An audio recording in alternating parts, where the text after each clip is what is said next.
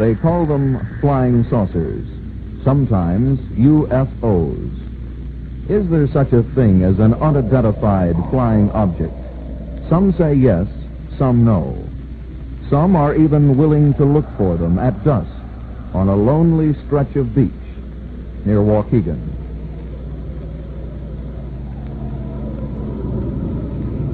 They come here to commune with outer space.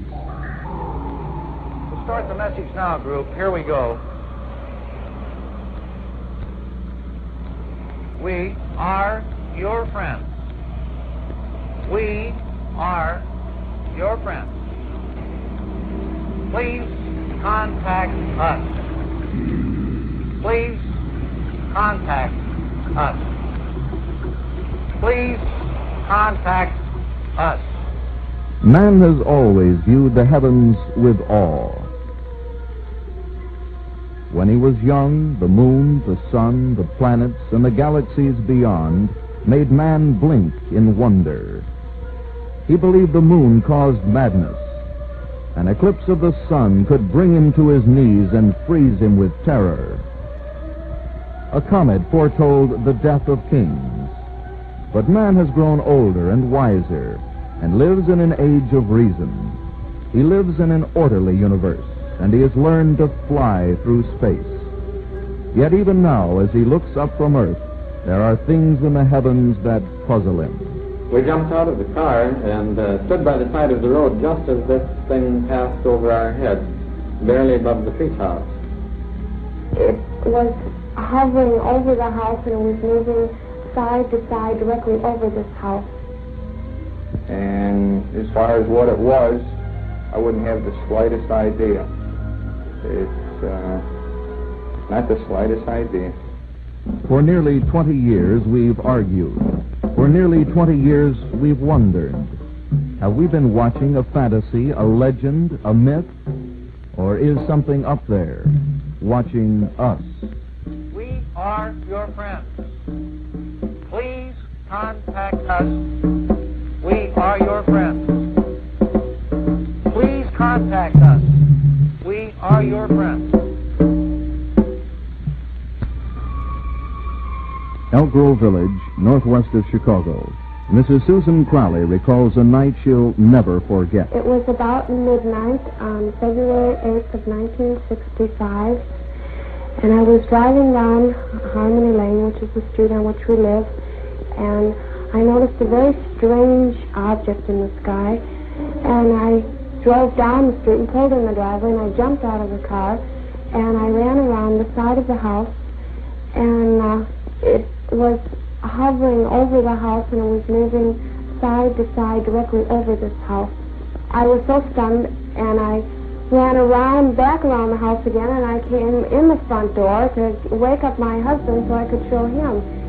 And I ran through the house, and I looked out the dining room windows, and the object was gone. And I ran in, and I got my husband out of bed, and I brought him out, and we stood here and looked for about a half an hour, and the police came out, and they took a report, but they had no further reports of any such object. I've drawn this object many times since I saw it, and it was an oval inside of an oval.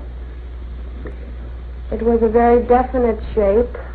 It was about 40 feet long, and I say this because the house is about 50 feet long, and it made no noise. It was completely silent, and I could see no visible entries or windows or doors, as we would call it.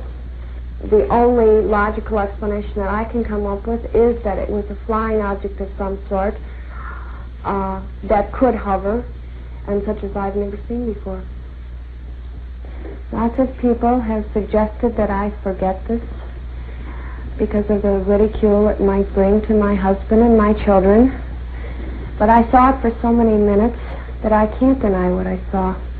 Mrs. Crowley's story is not unusual.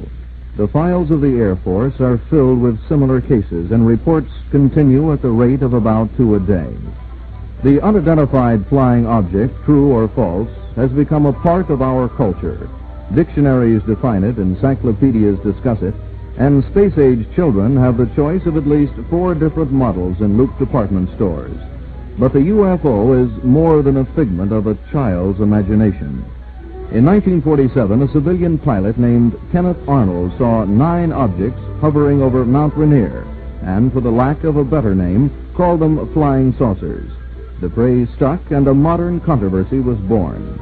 Yet UFO buffs claim the legend has existed throughout history, from 45,000 BC to the present. Chicago's first recorded experience with a UFO took place in 1897. On April 9th of that year, something with blinking green and white lights floated slowly over the city. It could well have been a hoax, but the sight brought huge crowds into the streets and left thousands puzzled.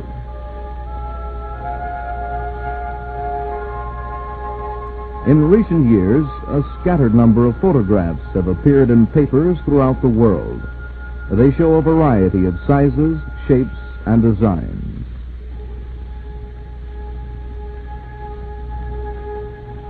Sometimes there are only patterns of light in a darkened sky.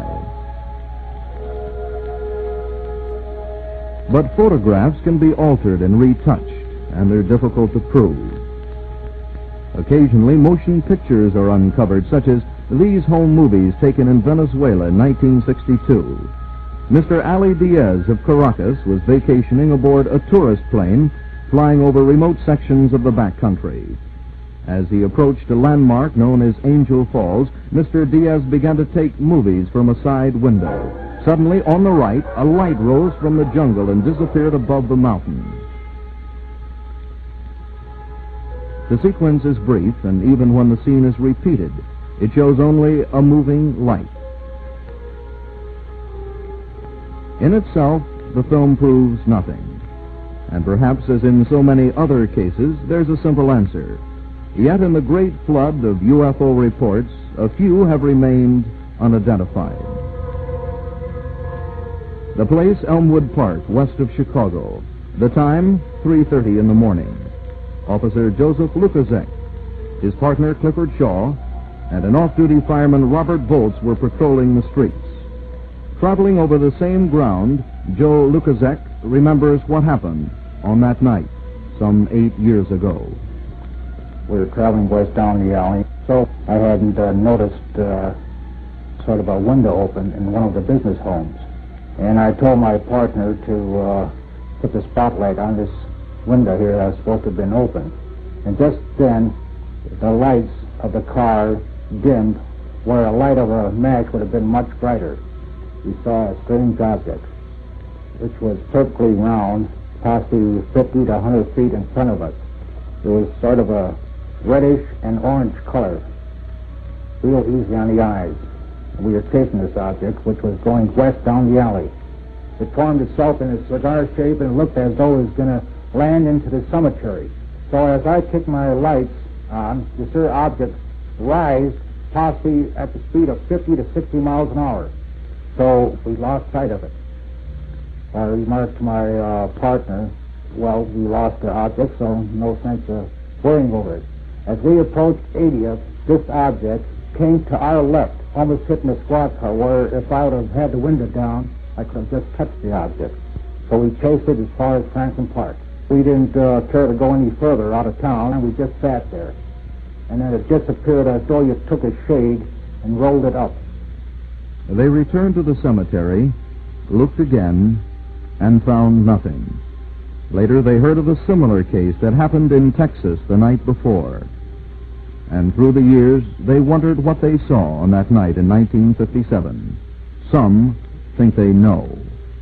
We believe that UFOs are real, that they are from outer space, and that they are intelligently controlled. Sherman Larson, president of the Chicago chapter of NICAP, the National Investigations Committee on Aerial Phenomena, the largest UFO citizens group in the country, founded by retired Marine Corps officer Major Donald Kehoe. In Chicago, NICAP meets in the Adler Planetarium. Now, our purpose is to inform the public of the reality of UFOs, or unidentified flying objects. NICAP has one point of view concerning UFOs, and the Air Force has quite another.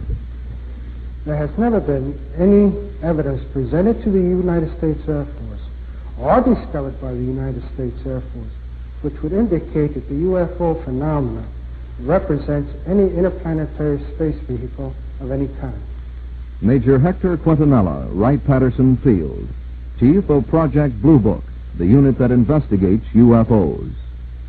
From time to time, the Air Force has been accused of withholding UFO information from the public, and this is just not so. A number of authors have visited Project Blue Book office to do research prior to writing their books. There have been many books on the UFO. Most recently, one by French scientist Jacques Vallée, a NASA consultant now living in Chicago. Vallée has heard all sides of the UFO question, and he's still curious. We know now that there is no simple answer. This is not simply a psychological phenomenon or a sociological phenomenon that would have died away long ago. We know it's not a secret device.